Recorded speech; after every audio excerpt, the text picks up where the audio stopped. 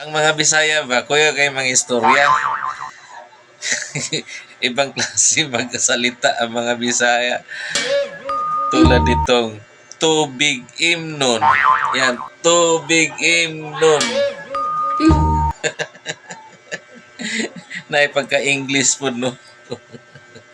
Napaisa, napaisa. Tutoy Inday. Yan basta. Tutoy Inday. Tapos isa na pag-iisa. Why itlog? What? Why itlog? Oh no! Isa pa, isa pa. Why bilat?